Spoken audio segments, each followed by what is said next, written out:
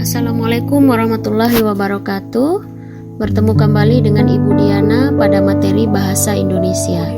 Pada kesempatan ini kita akan membahas tentang cerpen. Anak-anak, kata cerpen tentu sudah tidak asing lagi bagi kamu semua. Tetapi, sudahkah kamu benar-benar memahami seluk-beluknya? Mari simak bersama penjelasan berikut. Namun, sebelum itu kita akan menyimak sebuah cerpen tentang persahabatan. Farhan dan Haikal.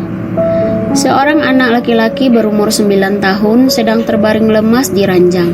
Sudah 3 hari Farhan begitu, tidak mau makan dan hanya tidur saja. Kami sekeluarga dibuat bingung, tidak tahu apa yang terjadi. Mama telepon papa deh kak, biar bawa adik ke dokter. Aku yang baru saja turun dari kamar Farhan sedih melihat mama. Sebenarnya adik kenapa ya ma? Kakak takut adik sakit, apa kita berdua gendong adik aja ma? Ucapku. Mama tersenyum. Kamu aja badan kurus begitu, yang ada patah nanti tulang kamu. Cewek nggak boleh angkat-angkat berat-berat kak. Adik gendut sih, kalau enggak sudah mama gendong. Assalamualaikum, ucap suara dari luar. Aku bergegas keluar dan membukakan pintu. Waalaikumsalam. Siapa ya?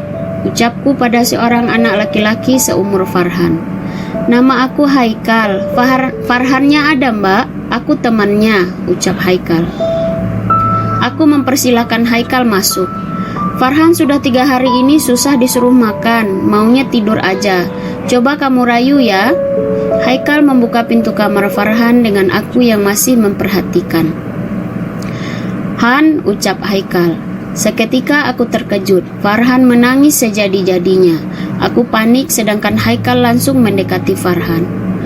Gue gak jadi pindah sekolah, ucap Haikal. Farhan berhenti menangis dan memeluk Haikal. Serius kan? Jangan pergi Kal, kita kan sudah dekat. Masa lu mau pindah ninggalin gue? Iya, gue serius, ucap Haikal. Kak, aku lapar, mau makan sama Haikal, ucap Farhan. Seketika aku dibuat terkejut dengan ucapan Farhan, namun aku langsung buru-buru turun dan mengambil makanan sebelum Farhan berubah pikiran. Jadi hal yang membuat Farhan berhari-hari seperti itu adalah karena sahabatnya berniat pindah sekolah.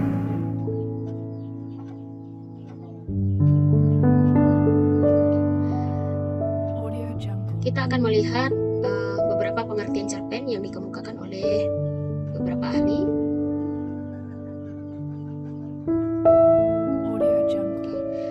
Yang pertama, menurut KBBI, cerpen merupakan sebuah tulisan mengenai kisah yang pendek yang isinya tidak melebihi dari 10.000 kata yang berisi mengenai seorang tokoh. Sementara menurut Sumarjo dan Saini, cerpen merupakan sebuah cerita yang tidak benar-benar terjadi pada dunia nyata dan ceritanya singkat dan pendek. Dengan kata lain, cerpen itu hanya berupa rekaan saja dari si pengarang, tidak benar-benar terjadi dalam dunia nyata. Menurut Hendy, cerpen merupakan suatu tulisan yang tidak terlalu panjang yang berisi kisah tunggal.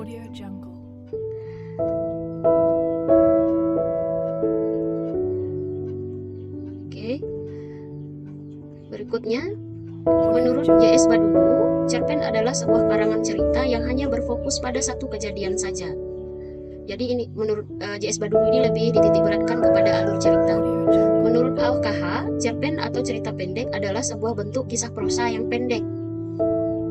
Lain lagi menurut H.B. Jarsin, cerita pendek atau cerpen ini adalah suatu bentuk dari sebuah karangan yang cukup lengkap yang terdiri dari 3 bagian, yaitu perkenalan, pertikaian, penyelesaian. Sekarang kita masuk ke ciri-ciri cerpen. Yang pertama, jumlah kata di dalam cerpen kurang dari 10.000 kata. Yang kedua, isi cerpen bersifat fiktif, fiksi, atau dengan kata lain rekaan dari pengarangnya. Jadi itu tadi dijelaskan di bagian pengertian bahwa cerpen itu tidak benar-benar terjadi, tetapi bisa terinspirasi dari kehidupan sehari-hari. Berikutnya, ciri cerpen berikutnya adalah hanya terdapat satu alur saja, yaitu alur tunggal. Ciri keempat, selesai dibaca dengan sekali duduk. Jadi karena sifatnya yang pendek, satu kali duduk kita sudah bisa menyelesaikan cerpen ini dari awal sampai akhir. Bentuk tulisannya singkat atau lebih singkat dari novel. Jika novel adalah cerita yang panjang, biasanya dalam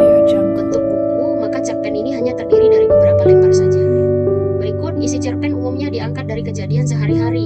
Jadi itu pengarang biasanya terinspirasi untuk menulis sebuah cerpen dari kejadian-kejadian yang dilihat, didengar, atau diamati oleh si pengarang. Berikut, biasanya cerpen menggunakan kata-kata yang mudah dimengerti oleh pembaca. Jadi diksi atau pilihan kata yang ditulis itu biasanya lebih ringan, tidak menggunakan kosakata yang jarang dipakai dalam lingkungan masyarakat. Tetapi kata-kata yang digunakan itu lebih sederhana, sehingga mudah dipahami dan dimengerti oleh berbagai kalangan pembaca. Ciri berikutnya, bentuk penokohan di dalam cerpen sangat sederhana. Kemudian cerita pendek dapat meninggalkan kesan dan pesan mendalam sehingga pembaca ikut merasakan isi cerpen tersebut. Jadi cerpen ini bukan hanya sebuah cerita yang tidak memiliki makna, tetapi di dalam cerpen itu ada pesan-pesan moral yang kita bisa petik, yang bisa kita simpan, jadikan sebuah pedoman dalam kehidupan sehari-hari. Jadi dari beberapa pengertian, kemudian dari ciri-ciri, sekarang kita masuk ke fungsi sastra, atau dalam hal ini adalah cerpen. Jadi cerpen ini memiliki 5 buah fungsi. Yang pertama adalah fungsi rekreatif. Fungsi rekreatif atau rekreasi, yaitu sebagai penghibur bagi para pembaca. Jadi karena cerpen ini merupakan bacaan ringan, jadi bisa kita jadikan sebagai hiburan dikala penat, kita bisa duduk santai sambil membaca cerpen. Kemudian fungsi kedua adalah fungsi estetis, yaitu cerpen ini memiliki nilai estetika atau keindahan sehingga memberi rasa puas dalam hal estetis bagi para pembaca. Artinya pilihan kata yang digunakan oleh pengarang itu disusun sedemikian rupa menggunakan kata-kata yang bermakna kias sehingga kita merasa senang, merasa puas ketika membaca. Berbeda dengan ilmu pengetahuan yang cenderung menggunakan kosakata yang lebih kaku. Fungsi selanjutnya adalah fungsi didaktif, yaitu memberi pembelajaran atau pendidikan bagi para pembaca. Karena di dalam cerpen itu terkandung juga pembelajaran, nilai-nilai moral yang kita bisa petik, kita bisa menjadikan dia sebagai salah satu sumber pembelajaran atau pendidikan. Fungsi keempat adalah fungsi moralitas, yaitu cerpen memiliki nilai moral sehingga pembaca mengetahui mana yang baik dan buruk berdasarkan cerita yang terkandung.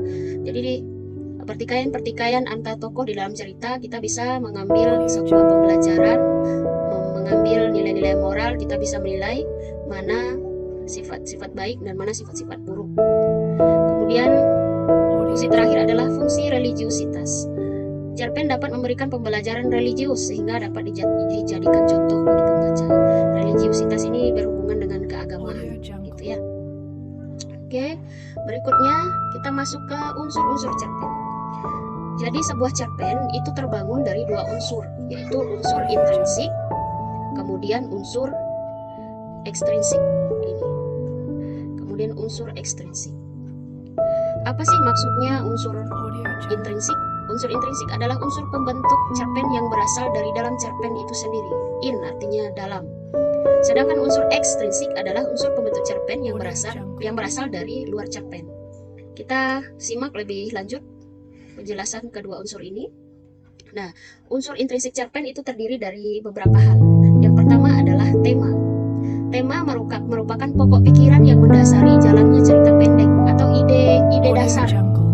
Ide dasar yang dikembangkan oleh pengarang menjadi sebuah cerita. Perlu dipahami bahwa tema tidak sama dengan judul. Judul itu tidak hanya menggambarkan cerita secara umum, sementara tema itu merupakan ide dasar. Jadi tema tidak sama dengan judul ya. Kemudian unsur yang kedua adalah alur atau plot, yaitu urutan peristiwa yang ada di dalam cerpen. Alur cerita, rangkaian peristiwa yang terjadi di dalam cerita. Umumnya alur ini dimulai dengan perkenalan, konflik, klimaks, lalu penyelesaian. Berikut adalah setting atau latar. Jadi setting atau latar ini adalah tempat, waktu, dan suasana yang terdapat pada cerpen. Jadi peristiwa-peristiwa yang terjadi di dalam cerita tersebut tentu ada tempat, waktu, dan suasana. Berikut adalah tokoh. Tokoh adalah pemeran yang diceritakan di dalam cerpen, baik pemeran utama maupun pendukung. Jadi tokoh inilah yang akan menjalankan sebuah cerita. Jadi akan ada nanti beberapa orang tokoh biasanya yang ditampilkan di dalam sebuah cerpen. Kemudian tokoh tokoh ya, ada yang bersifat tokoh baik, ada yang bersifat tokoh jahat. Pemberian karakter pada tokoh itu disebut dengan penokohan atau watak tokoh, yaitu sifat dari pemeran yang ada di dalam cerpen. Nah, watak tokoh ini dibagi menjadi 3, yaitu protagonis atau tokoh baik, antagonis yaitu tokoh jahat, dan tokoh yang memiliki sifat netral atau dia tidak baik dan tidak juga menjadi golongan yang jahat begitu. Oke, selanjutnya sudut pandang. Sudut pandang merupakan cara pandang penulis menceritakan isi atau kejadian dalam sebuah cerpen. Begitu. Jadi sudut pandang ini dibagi atas dua jenis ya, 2 bentuk. Yang pertama sudut pandang orang pertama. Artinya pengarang memposisikan dirinya sebagai orang pertama di dalam cerita. Nah, untuk sudut pandang orang pertama itu terdiri dari 2 bentuk lagi, yaitu orang pertama pelaku utama dan sebagai orang pertama pelaku sampingan. Jika pengarang menggunakan sudut pandang orang pertama pelaku utama, itu ciri-cirinya pengarang menggunakan kata aku di dalam ceritanya, kemudian dia menceritakan dirinya sebagai tokoh utama di dalam cerita tersebut.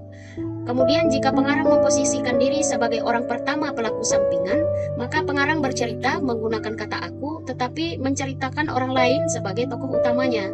Jadi pengarang ini menceritakan, bisa jadi pengarang menceritakan tentang sahabatnya, tentang keluarganya, yang jelas bukan tentang dirinya begitu, tentang orang-orang di sekelilingnya.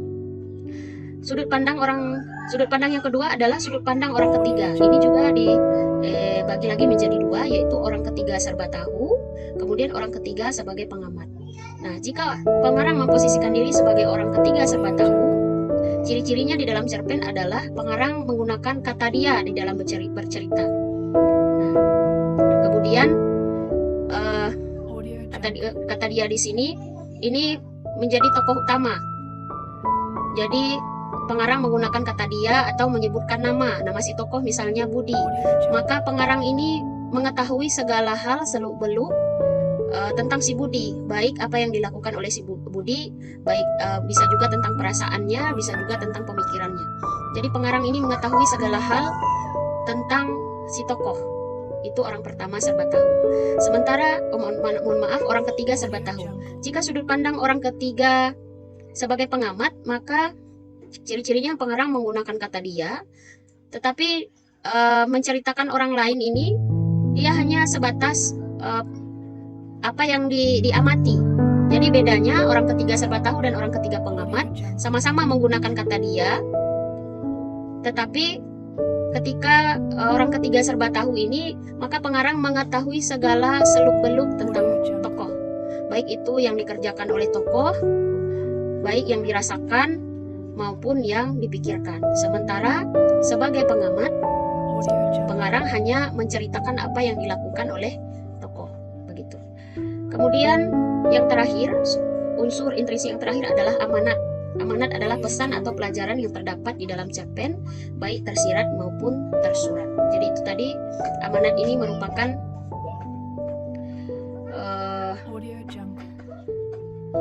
pesan ya, ini dia pesan atau pelajaran. Jadi fungsi cerpen bukan hanya sebagai rekreatif tetapi juga didaktif, yaitu memberikan pembelajaran. Jadi ada nilai-nilai atau pesan moral yang terkandung di dalam cerpen yang bisa kita petik, yang bisa kita gunakan dalam kehidupan sehari-hari. Kemudian pesan itu bisa tersirat, tersembunyi, artinya artinya pembaca menyimpulkan sendiri amanat tersebut, atau tersurat, artinya pengarang menuliskan secara langsung di dalam cerpen tersebut pesan-pesan moral yang disampaikan. Oke.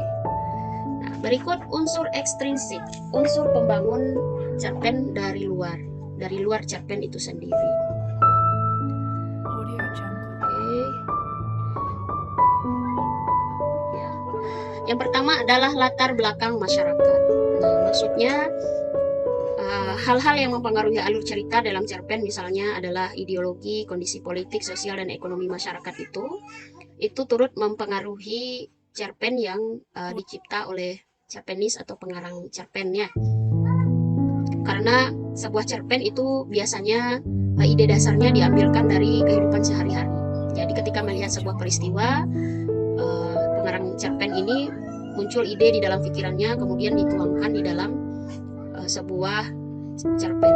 Nah, jadi bisa dari hal-hal yang mempengaruhi dalam masyarakat itu bisa berupa ideologi, kemudian kondisi politik, bisa sebagai contoh misalnya kondisi politik, misalnya ada demo tentang kebijakan pemerintah misalnya, kemudian karena banyak demo tiba-tiba muncul ide dari cerpenis ini untuk membuat sebuah cerita pendek tentang kondisi yang berdasarkan kondisi politik begitu.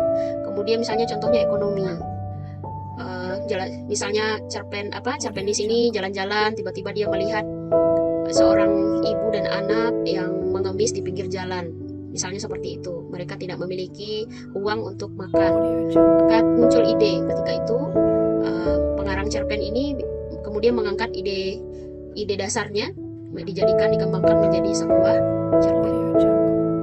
Unsur ekstrinsik berikutnya adalah latar belakang pengarang, yaitu hal-hal yang berhubungan dengan pemahaman dan motivasi penulis cerpen dalam membuat tulisannya.